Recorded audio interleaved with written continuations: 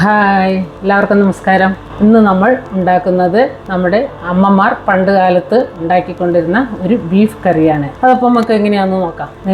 അപ്പോൾ ഞാൻ അത് റെഡിയാക്കാൻ വേണ്ടിയിട്ടുള്ള ഇൻഗ്രീഡിയൻസ് എന്തൊക്കെയാണെന്ന് പറയാം. അതിന് വേണ്ടിയിട്ട് ഞാൻ 1 കിലോ ബീഫ് എടുത്തിട്ടുണ്ട്. ഈ ബീഫ് ഞാൻ നല്ല ഉപ്പും മഞ്ഞൾപ്പൊടി ഇട്ട് നന്നായിട്ട് കഴുകി എടുത്തതാണ്. അപ്പോൾ അത് കഴുകി മാറ്റി വെച്ചിരിക്കുകയാണ്. പിന്നെ വേണ്ടത് നമുക്ക് കൊല്ലമുളക്. ഇതൊരു 15 കൊല്ലമുളകുണ്ട്. 15-18 എരിവിനനുസരിച്ച് നമുക്ക് എടുക്കാം. എരിവ് കൂടുതൽ വേണ്ടവർക്ക് അതിനനുസരിച്ച് എടുക്കണം. പിന്നെ മല്ലി ഒരു 6 സ്പൂൺ എടുത്തിട്ടുണ്ട്. 1 സ്പൂൺ കുരുമുളക് എടുത്തിട്ടുണ്ട്. ഇതിലേക്ക് കുറച്ച് ചെറിയ ഉള്ളി, കുറച്ച് കറിവേപ്പില, ഒരു 5 അല്ലി വെളുത്തുള്ളി, ഒരു കഷ്ണം ഇഞ്ചി, ഇത്രയും അരിഞ്ഞ് എടുത്തിട്ടുണ്ട്. പിന്നെ ഇതിന് വേണ്ടത് മഞ്ഞൾപ്പൊടി, ഉപ്പ്, വെളിച്ചെണ്ണ. അപ്പോൾ നമുക്ക് ഇതെങ്ങനെയാണ് ഉണ്ടാക്കണമെന്ന് നോക്കാം. ഈ മുളകും മല്ലിയും ഒക്കെ ഒന്ന് നമുക്ക് ചൂടാക്കി എടുക്കണം. അപ്പം ഞാൻ അതിന് വേണ്ടിയിട്ട് ഒരു പാൻ അടുപ്പ് വെച്ചു. ഒന്ന് ചൂടാവട്ടെ. പാൻ ചൂടായിട്ടുണ്ട്. നമുക്കതിനകത്തേക്ക് ഈ മുളകും മല്ലി കുരുമുളകും കൂടി ഇട്ട് ഒന്ന് നന്നായിട്ട് ചൂടാക്കി എടുക്കണം. ഒത്തിരി മൂത്ത് പോകരുത്. പാകത്തിന് നമുക്ക് ചൂടാക്കി എടുക്കണം. ചെറുതീയിലേ പാടുള്ളൂ. ഇതുപോലെയാണ് നമ്മുടെ അമ്മയൊക്കെ അന്നത്തെ കാലത്തൊക്കെ ഇറച്ചി ഉണ്ടാക്കിക്കൊണ്ടിരുന്നത്. അപ്പോൾ അത് നല്ല ടേസ്റ്റ് ആയിരുന്നു. അതുകൊണ്ട് എനിക്ക് ഇന്ന് അങ്ങനെയൊന്നും ഉണ്ടാക്കണമെന്ന് തോന്നി. അപ്പോൾ ഇത് നിങ്ങൾക്കും കൂടി ഷെയർ ചെയ്യാമെന്ന് ഓർത്തു. ഇത് നന്നായിട്ട് മൂത്തിട്ടുണ്ട്. ഇനി നമുക്ക് തീ കിടത്താം. ഇത് നമുക്കൊന്ന് ചൂടാറാൻ വയ്ക്കാം. ചൂടാറിയിട്ട് ഒന്ന് പൊടിച്ചെടുക്കണം.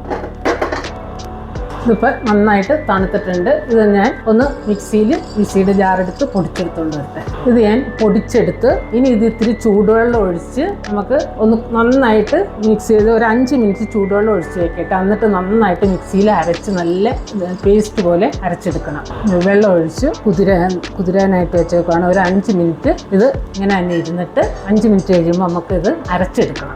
നന്നായിട്ട് അത് അരച്ചെടുത്തിട്ടുണ്ട്. ഇനി ഇത് നമുക്ക് ഒരു ചട്ടിയിലേക്ക് ഇറച്ചി ഇട്ടിട്ട് ഇറച്ചിയിൽ മിക്സ് ചെയ്യാം. ഇതിനകത്താണ് ഇറച്ചി വെക്കുന്നത്. അപ്പോൾ ഇതിലേക്ക് നമുക്ക് ഈ അരപ്പ് ഇട്ട് കൊടുക്കാം. കുറച്ച് മഞ്ഞൾപ്പൊടി. ഞാനിത് മഞ്ഞൾപ്പൊടി ഉപ്പിട്ട് കഴുകി എടുത്തതാണ്. അപ്പോൾ മഞ്ഞൾപ്പൊടി അതിനനുസരിച്ച് കുറച്ച് കുറയ്ക്കാം. കുറച്ച് ഉപ്പ്, കുറച്ച് ഇഞ്ചി, കുറച്ച് കറിവേപ്പില, കുറച്ച് വെളുത്തുള്ളി, ഇതെല്ലാം കൂടി ഇട്ട് നമുക്ക് മിക്സ് ചെയ്യാം. ഇനി ഇതിലേക്ക് നമുക്ക് കുറച്ച് വെള്ളം ഒഴിച്ച് കൊടുക്കാം. ആ അരച്ച പാത്രത്തിൽ തന്നെ കുറച്ച് വെള്ളം ഒഴിച്ച് കഴുകിയെടുത്ത് ലേശം വെള്ളവും കൂടി ഒഴിച്ചു കൊടുക്കാം. ഇത് ഇനി നമുക്ക് അടപ്പയിൽ വെച്ച് തീ കത്തിച്ച് വേവിച്ചെടുക്കാം.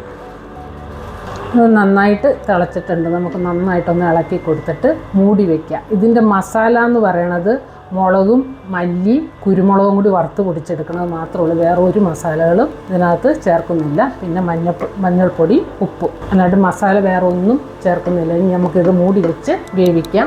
ഏതാണ്ട് 3/4 മണിക്കൂർ വേവ് വരും. ബീഫിന് 1 മണിക്കൂറൊക്കെ ഉണ്ടാവാറുണ്ട്. പക്ഷേ ഇത് വേഗം വേവണ ബീഫാണ്. അപ്പോൾ ഇത് നമുക്ക് മൂടി വെച്ച് വേവിക്കാം. നമ്മുടെ കറി എന്തായെന്ന് നോക്കാം.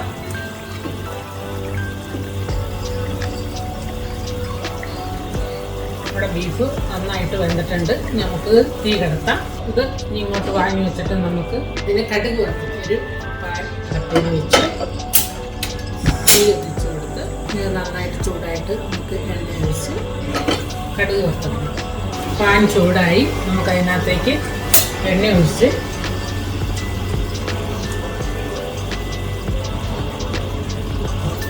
എണ്ണ ചൂടായിട്ടുണ്ട്. നമുക്ക് കടുക് ഇട്ട് കൊടുക്കാം.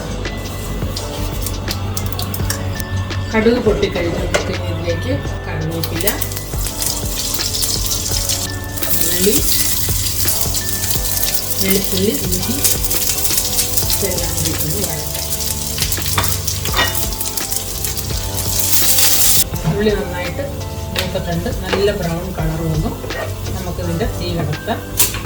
എന്നിട്ട് നമ്മുടെ ഇറച്ചി ഇങ്ങോട്ട് ഈ അടപ്പയിലേക്ക് വാങ്ങി വയ്ക്കാം. ഇതിന് പുതിയ തീ കത്തിച്ച് വെച്ച് നമുക്ക് വറുത്ത ഉള്ളി വറുത്തപ്പൊടി ഇതിലേക്ക് കൊണ്ടുപോകാം. നമുക്ക് നന്നായിട്ട് ഇളക്കി മിക്സ് ചെയ്ത് നന്നായിട്ട് ഇളക്കി കൊടുക്കാം. നമ്മുടെ ഇറച്ചിക്കറി റെഡി ആയിട്ടുണ്ട്. ഇനി നമുക്ക് അപ്പം നമ്മുടെ അമ്മമാരുണ്ടാക്കി തരുന്ന ഇറച്ചിക്കറി റെഡി. ഇതിന് എന്ത് ടേസ്റ്റാണെന്നറിയാം. നല്ല രുചിയുണ്ട്.